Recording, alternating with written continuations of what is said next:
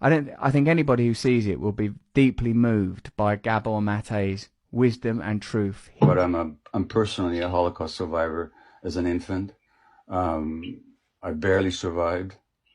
My grandparents were killed in Auschwitz, and most of my extended family was killed. I became a Zionist. This dream of the Jewish people resurrected in their historical homeland, and the barbed wire of Auschwitz being replaced by the boundaries of a Jewish state with a powerful army. And then I found out that it wasn't exactly like that. That in order to make this Jewish dream a reality, we had to visit a nightmare on the local population. And there's no way you could have ever created a Jewish state without oppressing and expelling the local population. Jewish Israeli historians have shown without a doubt that the expulsion of the Palestinians was persistent, it was pervasive, it was cruel, it was murderous, and with deliberate attempt. So that's what's called the Nakba in Arabic, the disaster or the catastrophe. There's a law that you cannot deny the Holocaust. But in Israel, you're not allowed to mention the Nakba, even though it was at the very basis of the foundation of the state. I visited the occupied territories, Russell, during the first Intifada. I cried every day for 2 weeks at what I saw.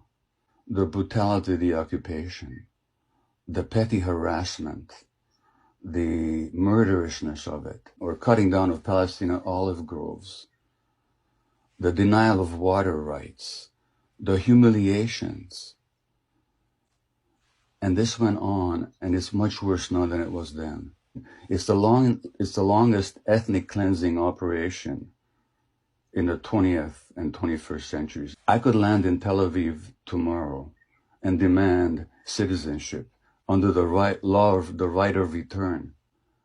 But my Palestinian friend in Vancouver, Hannah Kawas, who was born in Jerusalem, can't even visit. Now, if I have the right to return after 2,000 years, how come Hannah hasn't got the right to return after 70 years? So then you have these miserable people packed into this horrible, people call it the world's largest outdoor prison, which is what it is. You don't have to support Hamas policies to stand up for Palestinian rights. That's a complete falsity. If you take the worst thing you can say about Hamas, multiplied by 1,000 times, and it still will not meet the Israeli repression and killing and dispossession of Palestinians. Anybody who criticizes Israel is an anti-Semite is simply an egregious attempt to intimidate good non-Jews who are willing to stand up for what is true. If you look at the Western press, when Hong Kong demonstrators throw stones at the police in Hong Kong, that's considered to be heroism. When in Myanmar, the demonstrators throw slingshots at the army, at the oppressive army, they're considered to be heroes in the Western press. When Palestinian kids throw stones at the Israeli soldiers, they're called terrorists. And Israel gets away with a lot more without much less criticism in the Western press than any other country. He runs a program for Palestinian children who spend time in Israeli jails. 14, 15, 16-year-olds are jailed for months or years. Sometimes they can't see their families for months.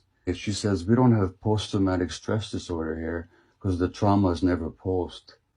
The trauma is daily, she said. If he's got any ounce of humanity left, he would cry like I did for 2 weeks when I was there.